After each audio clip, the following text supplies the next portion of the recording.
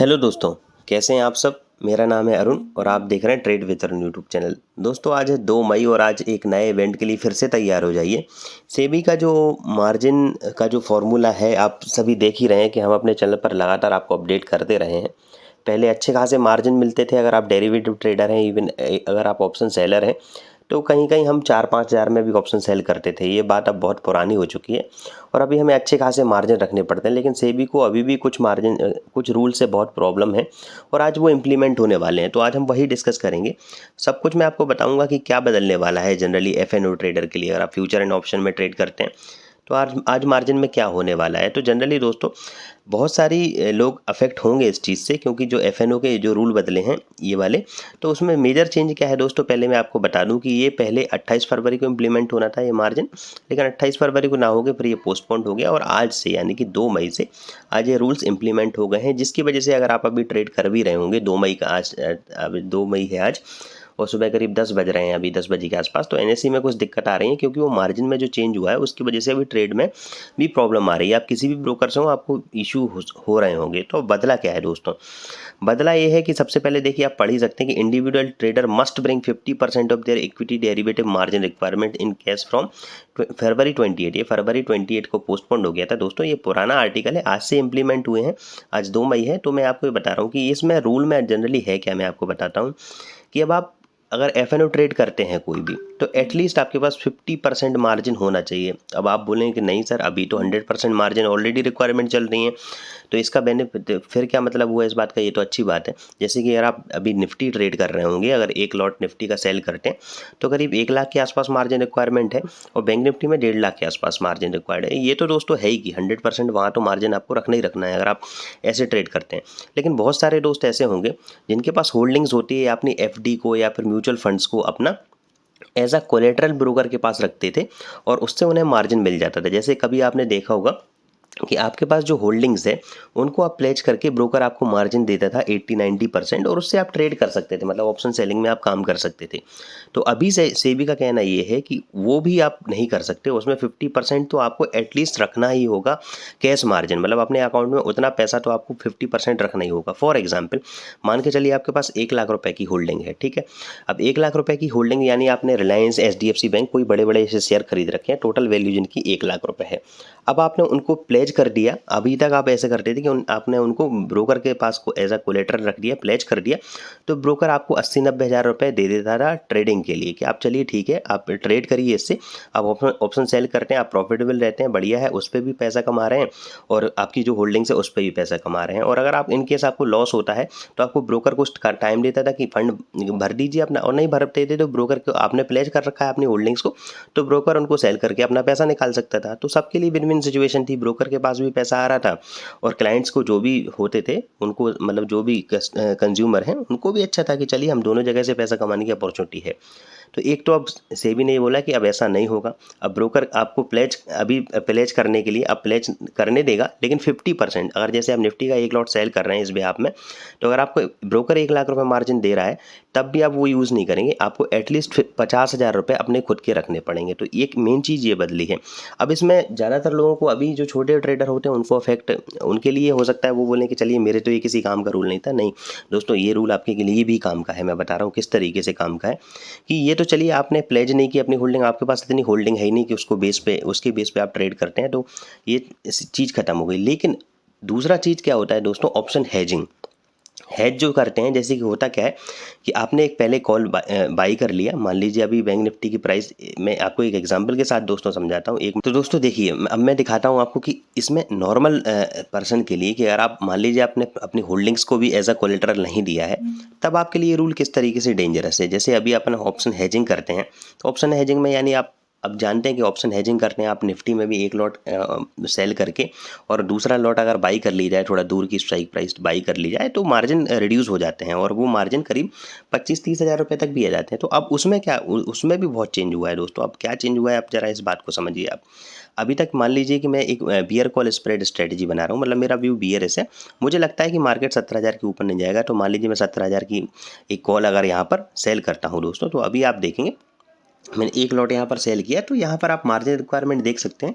ये sensible platform है और हम एंजल का यूज़ करते हैं दोस्तों। तो आप देख रहे हैं कि फंड नीडेड यहाँ पर दिखा रहा है 1.1 लाख के आसपास कि अपने पास आपके पास 1,11,000 रुपये होना चाहिए और मार्जिन नीड होना चाहिए, मार्जिन लगेगा आपका 1,05,000 के आसपास। अब इसमें दोस्तों अगर हम इसको हेज कर देते हैं, यानी दूर का कोई एक स्ट्राइक प्राइस का कॉल बाई कर लेते हैं, फॉर एग्जाम्पल मैं 17,500 की कॉल बाई करता हूँ, तो देखिए मार्जिन रिक्वायरमेंट मेरी कहाँ पर आ जाएगी, यहाँ पर 43,000 के आसपास फंड मुझे रिक्वायर्ड है। 43,000 कम से कम इतना आपके होना चाहिए। और मार्जिन रिक्वायरमेंट कितनी होगी दोस्तों, 36,453।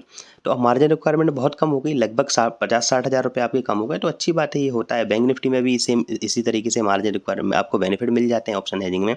तो अब ये इस रूल के आने से आपको यहाँ पर भी इफेक्ट होने वाला है। अब क्या इफेक्ट होने वाला है दोस्तों हेजिंग में, अब उसको समझ लीजिए।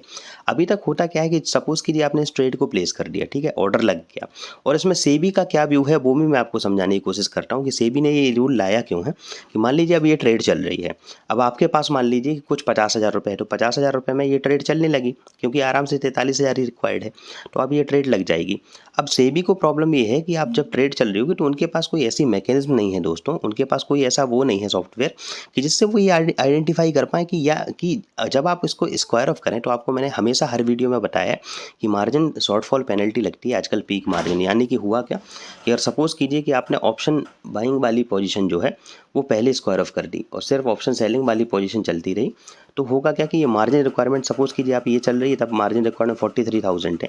अब आपने क्या किया कि ये ऑप्शन बाइंग वाली जो ट्रेड है इसको यहाँ पे स्क्वायर ऑफ कर दिया पहले, तो अचानक मार्जिन रिक्वायरमेंट फिर कहाँ से पहुँच गई 1.12 लाख के आसपास। लेकिन आपके पास अकाउंट में कितना था 50,000, तो यानी मार्जिन शॉर्टफॉल हो गया यहाँ पर। तो अब आपको पेनल्टी लगने वाली है। तो इस मैकेनिज्म को ट्रैक करने के पास सेबी के पास ऐसा कोई वो ऑप्शन नहीं है कि जिससे वो ये हेज टूटने ना दें, कि मतलब ऐसा नहीं कि पहले आप सेलिंग वाली पोजीशन ही क्लोज करें, ऐसा कुछ नहीं है, आप कुछ भी कर सकते हैं। ऐसे ही सेम आपके पास जैसे पहले वाला केस था कि आपने अपनी होल्डिंग्स को प्लेज कर रखा है और उसको एज अ कोलेटरल मार्जिन लेकर आप ट्रेड कर रहे हैं, तो आप अपनी पोजीशन बेच देते हैं, तब भी उसको पता तो चलने वाला नहीं है, तो फिर आपकी मार्जिन रिक्वायरमेंट बढ़ जाती है। तो इस वजह से वो ये रूल लेके आए हैं। तो इस रूल में भी आपके साथ क्या होगा दोस्तों कि अब सेबी का कहना है अब आप हेज बनाइए, कुछ भी बनाइए, आपकी जो हायर पोजीशन होगी जिसमें मार्जिन रिक्वायरमेंट ज़्यादा है, जैसे कि यही वाली ट्रेड, अब इसका एटलीस्ट 50% आपको मार्जिन एज अ कोलेटरल रखना, मार्जिन एज अ कैश आपको रखना पड़ेगा। यानी कि मतलब क्या हुआ कि अब मैं चाहे इसमें हेज बना लूँ, कुछ भी कर लूँ, अब इसमें जो मार्जिन रिक्वायरमेंट है 1.12 लाख, इसका 50% तो मुझे एज अ कैश, मतलब कैश का मतलब समझ रहे हैं कि आपके पास पैसा होना चाहिए, कोई स्टॉक नहीं चाहिए, कोई कोलेटरल नहीं चलेगा, आपको उतना फंड एटलीस्ट रखना पड़ेगा। यानी 1.12 लाख का अगर मैं 50% निकालूं दोस्तों, तो करीब निकल के आता है 56,000 के आसपास, 56,000 आई थिंक, है ना। तो 56,000 मुझे रखना ही होगा। अब अगर मैं इसमें हेज भी कर लेता हूँ, मान लीजिए मैं 17,500 का हेज भी बनाता हूँ, तो वहाँ मार्जिन रिक्वायरमेंट आप देख सकते हैं कितनी है अभी, लगभग कितनी 36,000 ही रिक्वायर्ड है, फंड नीडेड 43,000 रिक्वायर्ड, लेकिन फिर भी मुझे 56,000 वहाँ पर रखना पड़ेगा, अदरवाइज़ मुझ पे पेनल्टी लग सकती है। ये जो सिस्टम आप देख रहे हैं अभी सेंसिबल का, आज ही ये सब अप्लाई हुआ है, आज ये रूल्स एप्लीकेबल हुए हैं। तो अभी ये सब वैसे हुए नहीं, अपडेट नहीं हुए, ये कुछ दिनों में अपडेट हो जाएंगे। अभी ट्रेडिंग में भी प्रॉब्लम हो रही है, जो भी दोस्त कर रहे होंगे उन्हें समझ में आ रहा होगा कि आज ऑर्डर प्लेसमेंट में भी दिक्कत हो रही है, तो वो सब मार्जिन की वजह से। पहले ही क्या करते थे ब्रोकर की आपके पास नहीं है तो दूसरे का फंड आप, क्योंकि उनको ही मैनेज करना होता, तो वो दूसरे का फंड आपका दिखा देते थे और वैसी चीज़ें चलती रहती थी। लेकिन अब वो सब चीज़ें नहीं चल पाएंगी। अब ब्रोकर को इंडिविजुअली सबका मार्जिन बना के और सबका एक टेबल तैयार करनी पड़ेगी कि कैश में इस क्लाइंट के पास कितना है, फ्यूचर में कितना है, M6 में कितना, और ये सब रिपोर्ट अपनी से क्लियरिंग कॉरपोरेशन को सौंपनी होगी डेली, और वो देखेंगे। तो ब्रोकर के लिए काम बड़ा है दोस्तों, और क्लाइंट के लिए बड़ा है। और इसमें बस फिलहाल के लिए अभी एक अच्छी बात ये लिखी गई है दोस्तों कि इसमें जो मार्जिन पेनल्टी जो आप देख रहे हैं, ये जो शॉर्टफॉल है, वो ब्रोकर से, अभी ऐसा कहा गया है कि वो ब्रोकर से वसूले जाएगा, क्योंकि यार वो ब्रोकर की रिस्पॉन्सिबिलिटी है कि वो क्लाइंट का मार्जिन उसको सब अच्छी तरीके से बताए और मेंटेन करें।